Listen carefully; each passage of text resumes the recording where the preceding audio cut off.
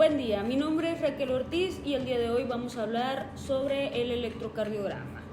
Empezando porque el electrocardiograma es un registro de una actividad eléctrica del corazón y este se inscribe sobre una tira de papel cuadriculado y constituye un registro permanente de la actividad cardíaca. El papel cuadriculado tiene características especiales. Por ejemplo, es sensible al calor de la plumilla, cuya función es la de reflejar la actividad eléctrica del corazón, ya sea representado por gráficos en forma de ondas o de líneas. El papel, para medir el trazo del electrocardiograma, permite medir la actividad eléctrica durante un ciclo cardíaco. 1 milímetro equivale a 0.04 segundos y 5 milímetros equivale a 0.20 segundos. Horizontalmente nos mide el tiempo en segundos y verticalmente nos mide el voltaje, o sea la amplitud, y esto sería en milivolts. Las células cardíacas se encuentran en reposo y se encuentran cargadas o polarizadas, pero la estimulación las despolariza, o sea, las contrae.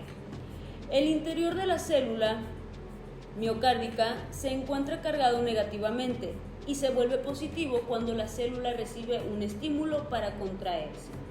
Hay tres formas de ondas básicas que representan en todos los trazos del electrocardiograma. Tenemos la onda P, el complejo QRS y la onda T. Incluso podemos incluir la onda U. Tenemos derivaciones también en el electro. Hay dos tipos. Las derivaciones cardíacas son el registro de la diferencia de potenciales eléctricos entre dos puntos, ya sea entre dos electrodos, a este se le conoce como derivación bipolar, o entre un punto virtual y un electrodo, a este se le conoce como derivación monopolar o monopolares. Las derivaciones monopolares de las extremidades registran la diferencia de potencial entre un punto teórico y el centro del triángulo de Beethoven, con valor de 0 y el electrodo de cada extremidad, permitiendo conocer el potencial absoluto de dicho electrodo. Estas derivaciones en un inicio se les nombró BR, BL y BF. La B significa vector, R significa derecha, L significa izquierda y F significa pie. Esto por sus siglas en inglés.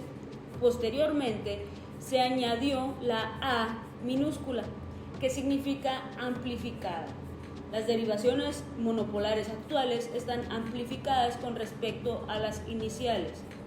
Por ejemplo, ABR es potencial absoluto del brazo derecho y esta representa el corazón desde el ángulo escapular humeral derecho.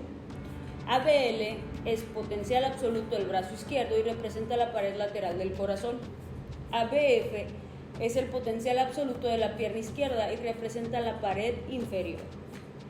Ahora, las derivaciones bipolares, estas son derivaciones cardíacas clásicas del electrocardiograma y son descritas por Beethoven. Registran la diferencia potencial entre dos electrodos ubicados en extremidades diferentes. Aquí tenemos D1, que es la diferencia potencial entre el brazo derecho y el brazo izquierdo, y esta representa la pared lateral del corazón.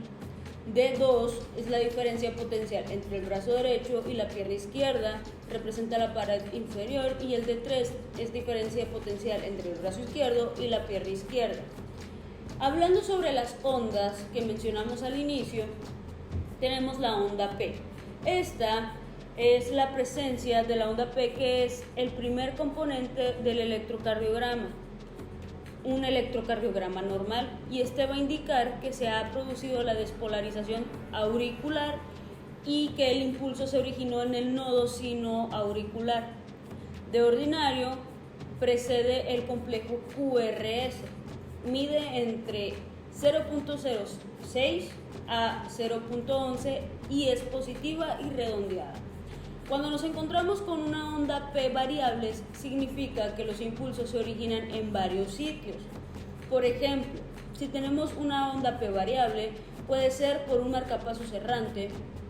Una onda P ausente nos puede indicar la presencia de un bloqueo AB, o sea, bloqueo auriculoventricular de tercer grado o bloqueo de salida sinusal.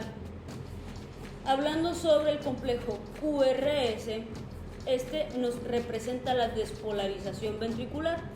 La diferenciación e interpretación correcta del complejo QRS es fundamental para poder evaluar la actividad de las células miocárdicas ventriculares.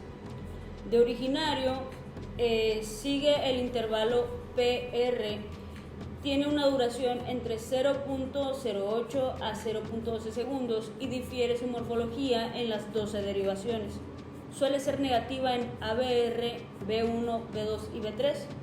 Cuando el complejo se encuentra ensanchado, o sea, mayor a 0.12, pudiera haber padecimientos que hacen más lento el impulso de conducción a un ventrículo, por ejemplo, un bloqueo de rama de fascículo. Y en el trastorno, donde el impulso se forma en ventrículos, si nos encontramos con la ausencia de QRS después de cada P, el ventrículo no se despolariza. Por ejemplo, cuando hay un bloqueo AB o un paro ventricular completo. Después de QRS tenemos la onda T. La onda T representa la repolarización de los ventrículos. De ordinario sigue la onda S. Es positivo, es redondeado y es asimétrico. La onda T normal es asimétrica, con la porción ascendente más lenta que la descendente. Su amplitud máxima es menor a 5 milímetros en las derivaciones periféricas y menor a 15 milímetros en las derivaciones precordiales.